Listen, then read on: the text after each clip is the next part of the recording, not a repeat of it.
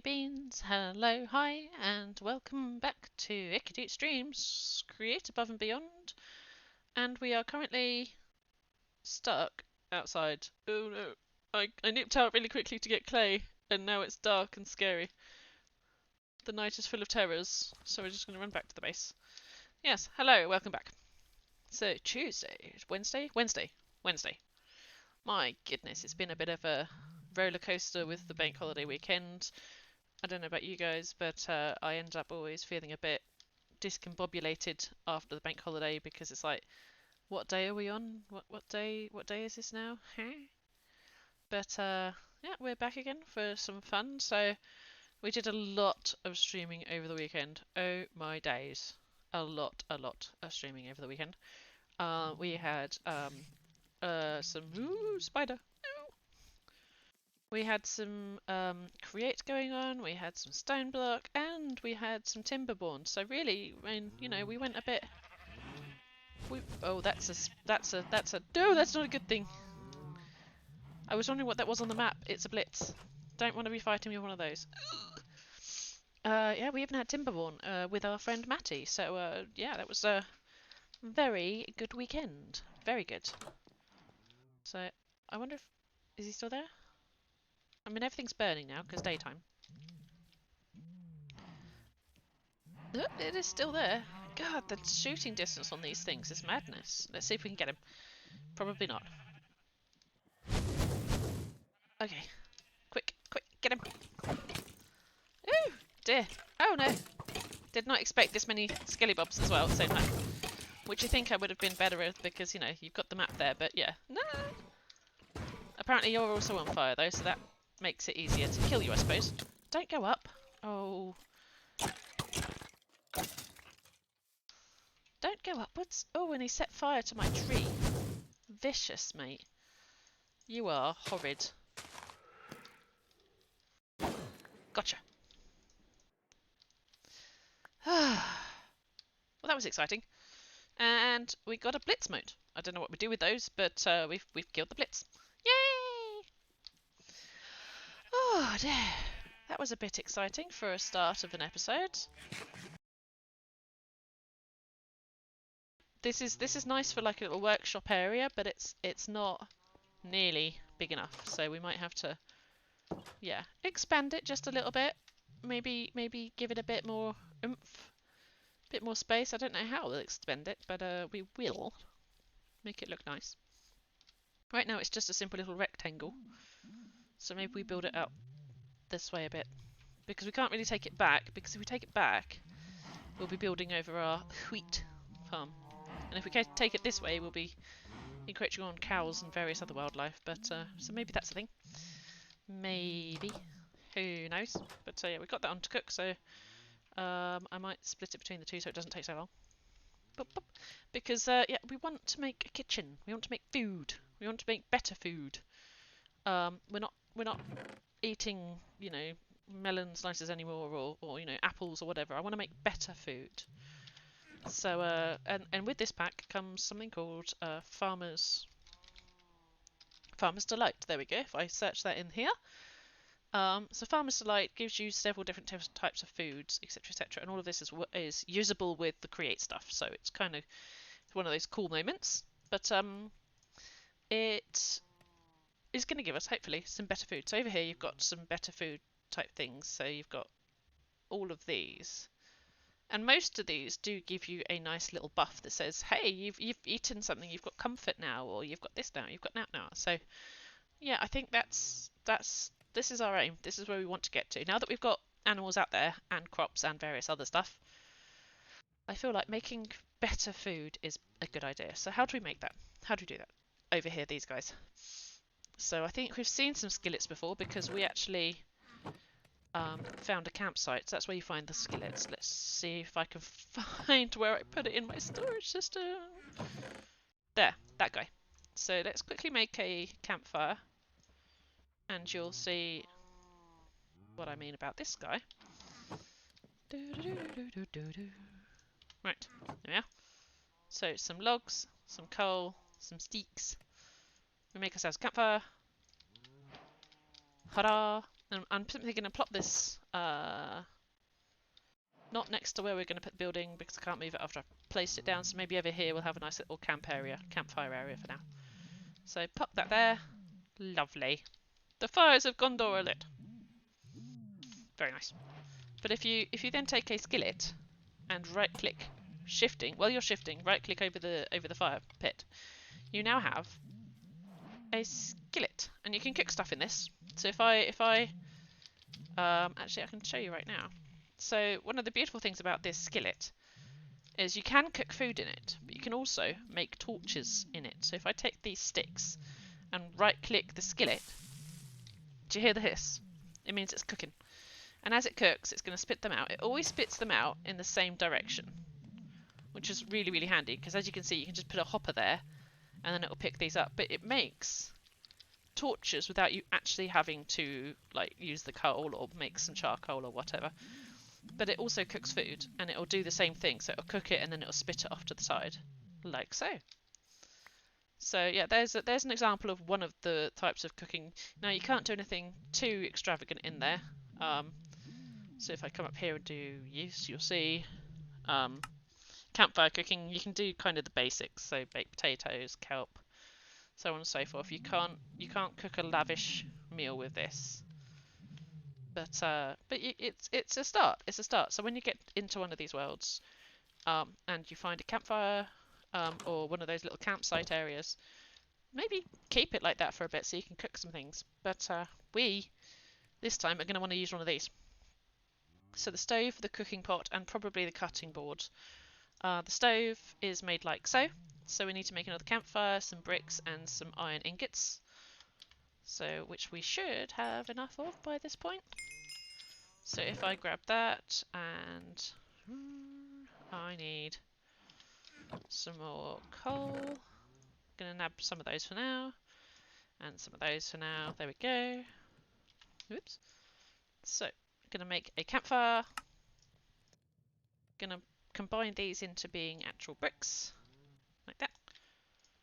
Gonna grab some iron. Grab 18 of it, there we go. Should be enough. So first things first, make yourself a stove. Once you've got your stove, the joy of cooking! Yay! Joy, joy to the world, and all of that good stuff. So I feel like if we move the door, we could expand this bit. We've made our cooker. We've made the stove, right? Now we want to make the cooking pot, and that is simply some iron bricks, a water bucket which doesn't get consumed, some bricks, and a wooden spoon. Right? So let's chuck some things back in the storage system so I've got some breathing space. Again. That's probably not where all of that belongs. And we're going to grab some water. Oh, hang on. We don't need to go all the way to shore. We've got one here. Shloop. And we need to make some sticks, some spoons. So we need a wooden spoon, one of those. There, like that. And that should be everything we need for cooking pot. There we go. So we've made a cooking pot. So if I now shove this here on top of my stove, you'll see dinner is served. Blah blah blah blah blah blah. So the reason we want this in conjunction with this, the 2-block thing, this is a constant source of fuel. You don't need to put charcoal or whatever in it, it just does. So it'll save a lot of time and faff trying to get coal and all of that, because it just goes. And this is the cooking area, and this one has a lot more options for meals. So if I bop on this arrow, show recipes, you'll see it's got a lot more in the way of actually making food, and it's food that will actually nourish you a bit more. So you've got, you know, more haunches and more things.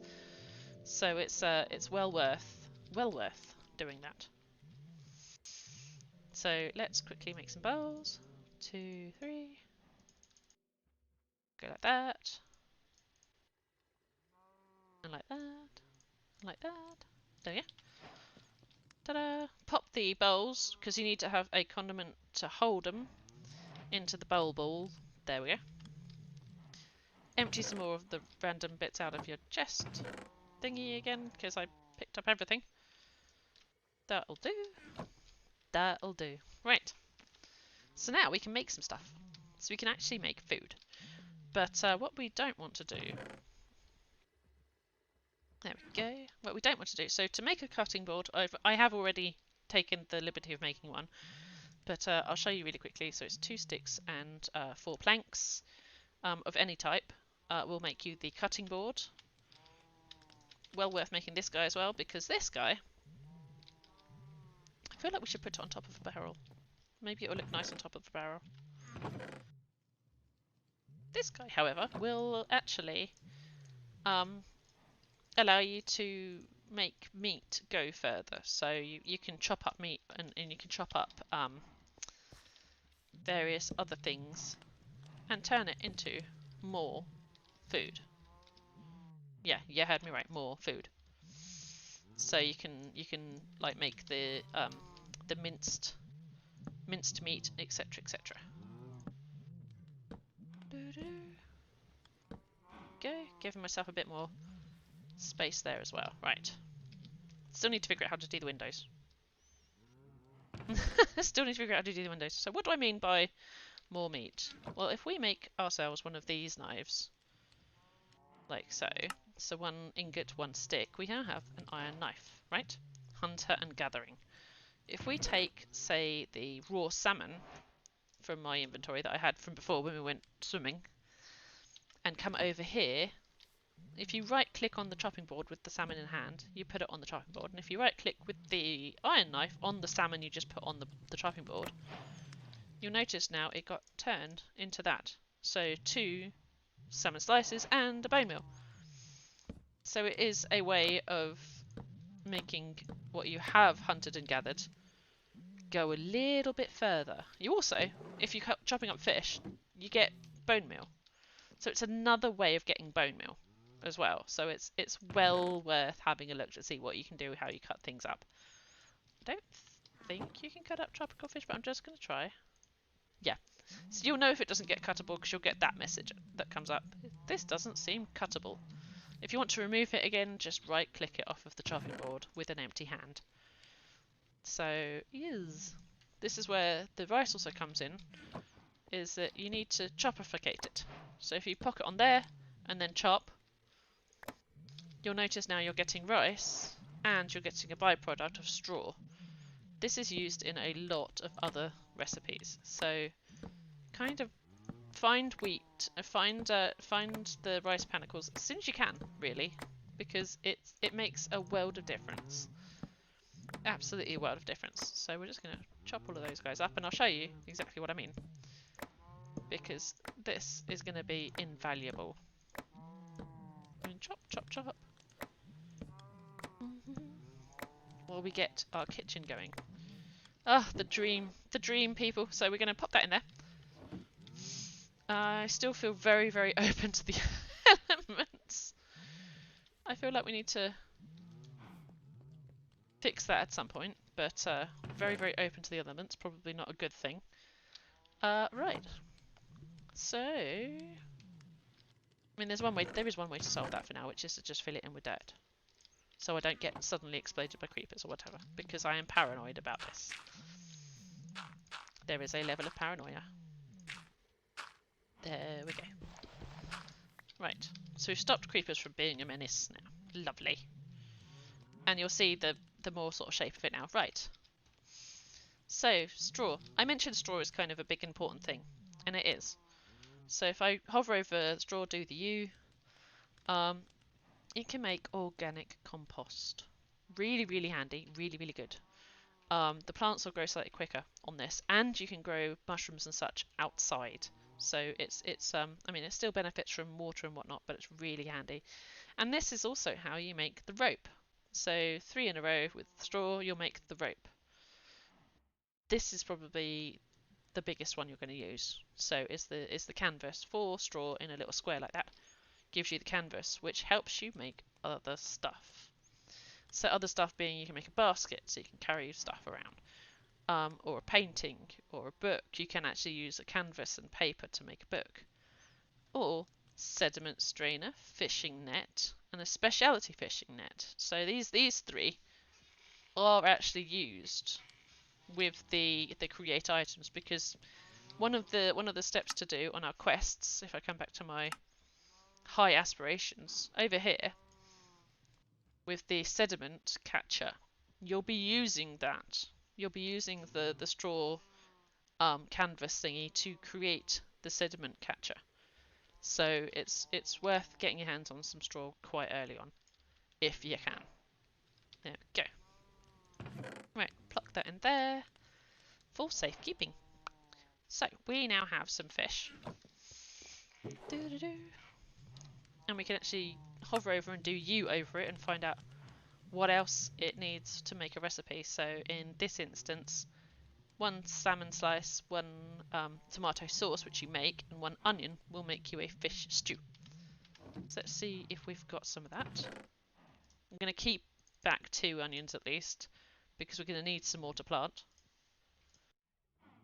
We've got tomato seeds, so we can use all of those tomatoes. Right, so if I come over to my cooking pot now with my tomatoes, I want to make the tomato sauce.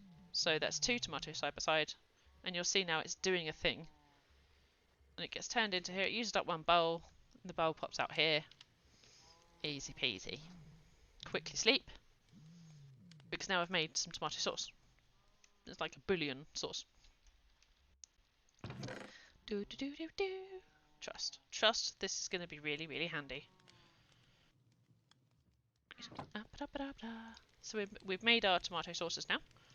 Going to pop that back in there with some of the onion and the fish slice. And you'll see again it's doing the little boop, because it should, if you wait for a second,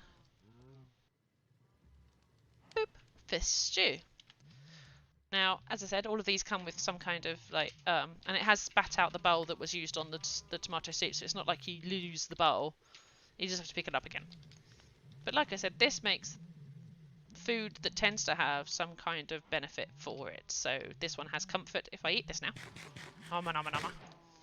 Warm and cozy. You see, I now have comfort. Let's see if we can, now that we've got the canvas and the kitchen going, we can see if we can get some of this over here with the catching sediment now. So this part of the chain, because that's the next step we really need to do in one of these 3. So let's have a go with the catching sediment. So over here, a good way to automate sand is to build strainers. So strainers are what uses the filter that I mentioned, right? So we're going to search for strainer. Strain. There we go. So strainer base. So this is simple, really, really simple recipe. So you make the andesite machine, combine it with iron bars, and you get the strainer base. And then you use one of these 3 items in it, on top of it, for it to strain stuff. So we're just going to quickly, hopefully, we're going to make the strainer base. So we get some sticks. Why is it I always seem sort of short of sticks? So we're going to make, the first one we're going to make is the general sediment strainer, because we want to strain sand and all sorts, so we're going to go like that. Now it only has 300 uses, so this will run out eventually, but you can hopper them in, so it's not like it's going to sit there and do nothing. Now let's quickly make another andesite machine. I did make some more andesite alloy last time, just before the episode started, because I was running out. So you know, that's a thing. Right, that should be everything, right? So 1, 2, 3, 4. We need to make 8 of these. There we go. Because then we go to here, we get our andesite casing. Pop the casing in the middle. Go around it with the kinetic mechanisms. And then we need to make ourselves some iron bars. 6 of those guys. 6. There we go. Make some iron bars.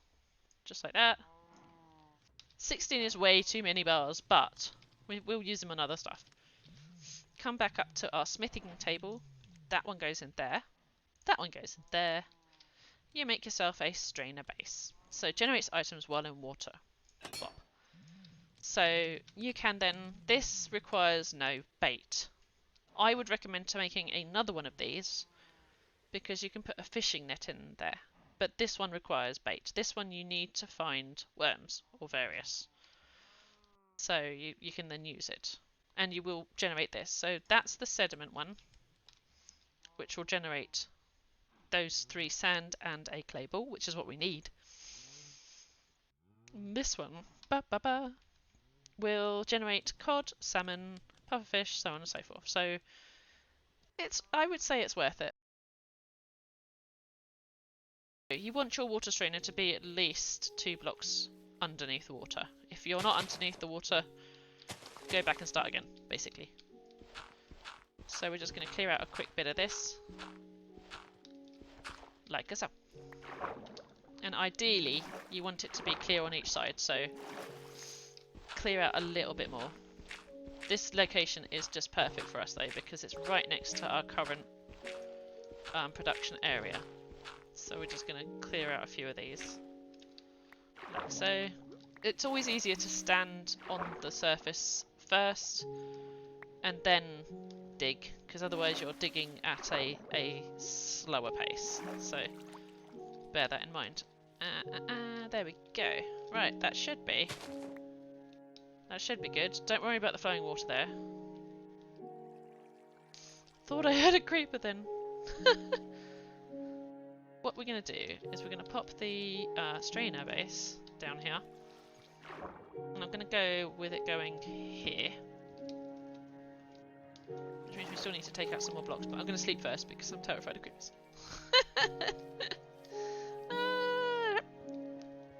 2 seconds. There we go. Nice. Probably need to change around the gravel at this point again. Yeah. There you go. As that starts working, lovely jubbly. So we're going to clear out, because you want clear sides on each side. That should do it. That should do it. There we are. Lovely. Right.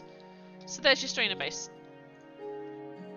Except it's not really doing anything yet, because you've got to put this in it. So if you pop that in there, you'll see now it is slowly, the percentage is slowly going up, because it will start collecting now. Like immediately. Like it's so easy. That's such a simple way to start.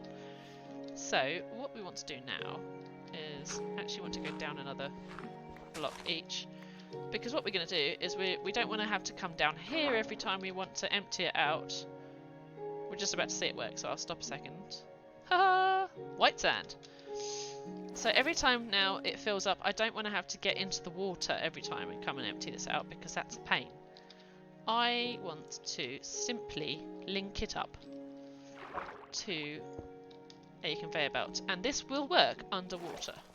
So if I come up here, grab a dirt so I can place this here, hoppa, like that. Grab a canicle belt, right click that, see the particles change colour again to say yes, this is valid. We are now connected. Now if we might actually still be able to use this water wheel. We need to step it aside, but that should work, right? Should. Hacha. Yeah, so we just need to cog it. Although that means I think it's probably going to go the wrong way, right? Yeah, that went the wrong way.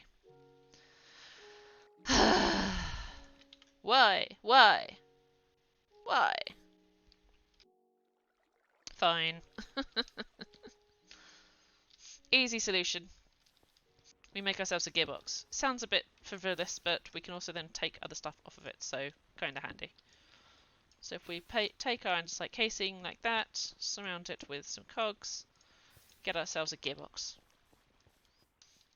Like that.